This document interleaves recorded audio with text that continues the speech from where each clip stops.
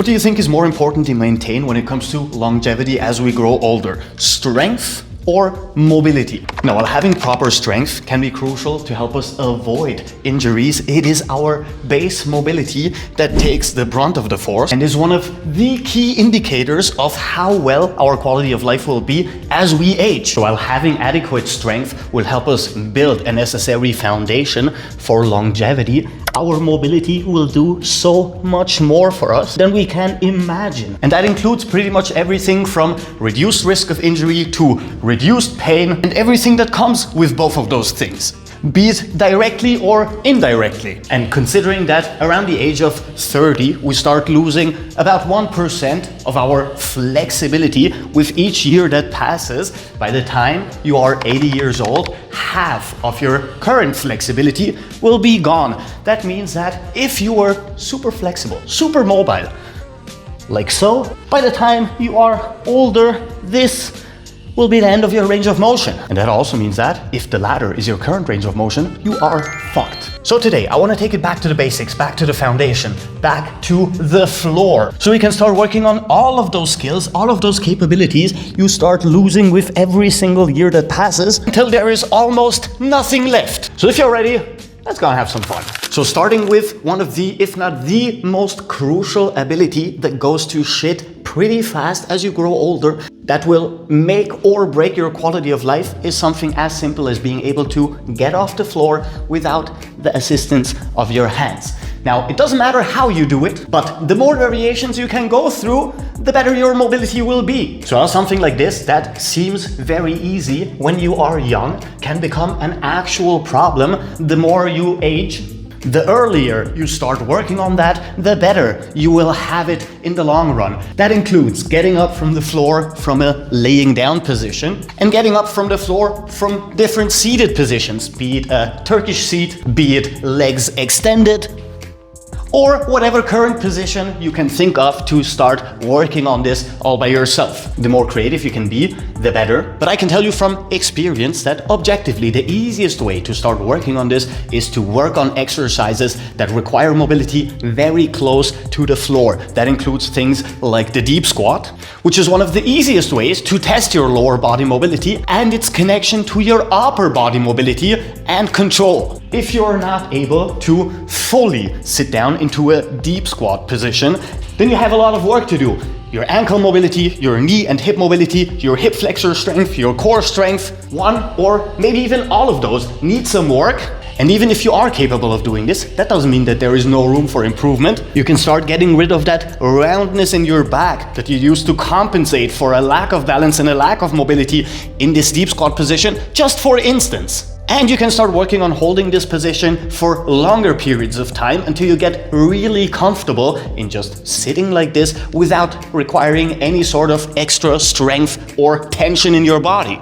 So when it comes to exercises, we have classic deep squats all the way down as well as all the way up. If you do not have the necessary mobility or strength, elevating your heels, even just the tiniest bit, will make this whole process so much easier. You can't even imagine it until you have tried it, both when it comes to strength as well as mobility. And over time, the more ankle flexion you can go into, the more hip flexion and knee bendy you can go into, and the more strength you develop in your hip flexors and core, the more you will be able to sit down like this. And then of course we have multiple exercises that can help us maximize the profit we get from being seated in low to the ground positions. That includes the horse stance, starting to open up our hips, start building strength in conjunction with flexibility in those surrounding muscles and holding tension for longer periods of time.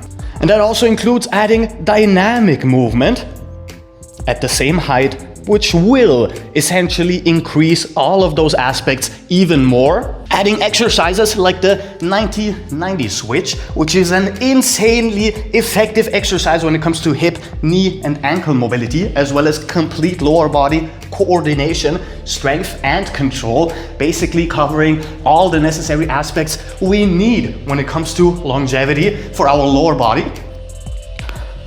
And I consider this one to be probably the most effective lower body longevity exercise you can do. And I talked about it extensively here, and we went through it step by step from a beginner level to a fully advanced level. And then of course, one of the most important exercises you will do when it comes to this is standing up from the floor. Try out different things. Start with one leg. Try and get into a deep squat position first from a seated position. Start working on your pistol squat capabilities from the floor, and even add the negative movement as well for even more control. And start getting creative as to how you can get up from the floor without the assistance of your hands, because this will make up the safety net for everything else physical you do in your life as you become older.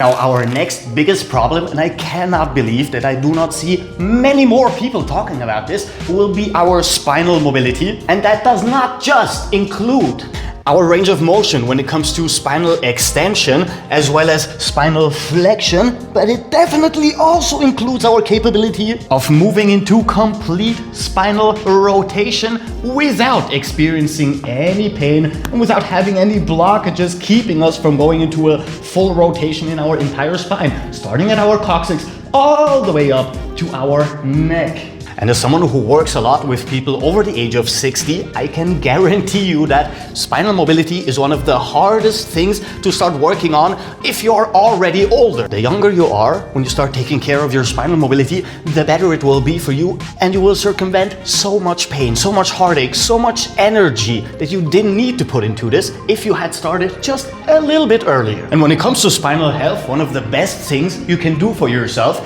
is something as simple as dead hangs. Yes, simply relaxing into a complete decompression for our spine can already make a world's difference when it comes to our spinal mobility, because we are creating space between our vertebrae for everything to move into the position it belongs. And then we can combine this with other exercises that synergistically help us work even better on our spinal mobility. Adding exercises like cat, cow, switches between spinal extension and spinal flexion are very important, but that also means adding exercises for spinal rotation, starting with something very easy, like simply combining internal and external rotation in our hips, which is automatically gonna move our lumbar spine into the tiniest bit of rotation. Doing the same thing with static stretches and moving into longer and longer ranges of motion. And believe it or not, moving back to the 90-90 switch, because in this position we can start adding a metric shit ton of spinal rotation and general spinal mobility by turning sideways and moving lower to the ground as we progress. This is going to help us combine hip, knee, and ankle mobility with spinal mobility in a very efficient manner. And adding this to the other exercises like the cat-cow and the dead hang can make your progress a lot faster and a lot more holistic, while decreasing your range of injury and helping you become stronger in those very important movements. Now, moving up our chain leads us to our shoulder mobility, and here is where it gets interesting. There are a lot of factors when it comes to shoulder mobility in general. Being impeded in your shoulders can stem from a myriad of things. It could be your chest musculature being too tight. If you're someone who does a lot of bench press, you have definitely noticed something like that, especially if you do not compensate for the strengthening of those muscles with the strengthening of your posterior chain. It could be the exact opposite, that you are way too flexible in the front while you are way too strong in the back, leading to the same kind of imbalance, just vice versa. And then this is one of the things I see all the time, and is one of the factors that keeps you from actually getting your full range of motion in your shoulders, leading us back to our last chapter, thoracic mobility. You have no idea how important thoracic mobility is when it comes to impeding your shoulders in their full range of motion. And the better you become at this, the more your shoulders will open up automatically, because now you're actually creating enough space in your upper body for them to move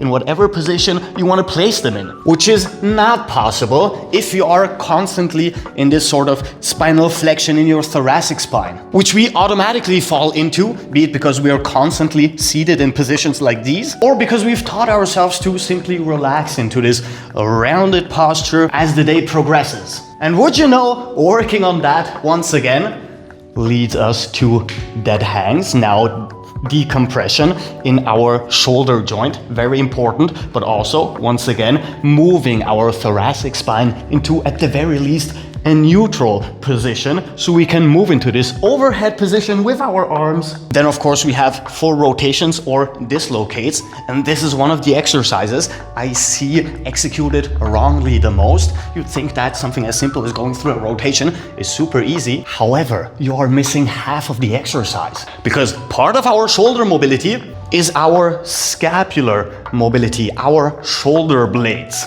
And being able to actively go through scapular adduction and abduction, scapular elevation and depression, scapular upward as well as downward rotation is absolutely crucial for full shoulder mobility and complete shoulder function. And that means instead of just going through the motions, we are now trying to activate all the surrounding musculature and go through every single position actively. That means starting in an upward rotation, moving into complete abduction, moving into complete elevation, into complete adduction, as well as into complete depression, and even into downward rotation by pushing our arms forward and moving more and more into this thoracic extension. And the same thing goes for the reversal of the entire movement. And that also means adding one of the most crucial things you should always be doing when working on not just your mobility, but also your strength, which is always adding unilateral or asymmetrical movement patterns, because in the end, those are much more natural to human beings than moving through symmetrical movement patterns, which we usually do not do that often in our day-to-day life. And the synergy between those rotational exercises, the dead hangs, and what is probably my favorite thoracic mobility exercise, which is this one, not only because it feels absolutely amazing, and it is very effective at opening up your entire anterior chain. And if you're not someone for classic static stretches, you can add dynamic movements that target your core and your lower spine when it comes to strength and control as a bonus. Or you can simply enjoy this chest opener for 30 to 60 seconds per round until you have all the spinal extension capabilities you need for complete shoulder range of motion. So what does that mean for you structure-wise if you want to start working on this right now? Take some of these exercises, just a handful. If you are still a mobility beginner, if you are intermediate, you can take all of these exercises, put them together into one single routine and work your way up in frequency. Start with 1 to 2 times a week and build up to a minimum of 4 times a week. Now, this whole thing shouldn't take more than 15 to 20 minutes, which means that an hour and a half every single week in total should be more than enough to start seeing some real results. And if you want to branch out, I have a ton of mobility workouts that you can follow along or that you can use exercises from to progress all by yourself. And I will link the most important ones down in the description. With that said, I'll probably see you very soon and I hope you have a wonderful day. So until then, have a good one. Captain Cairo, peace out.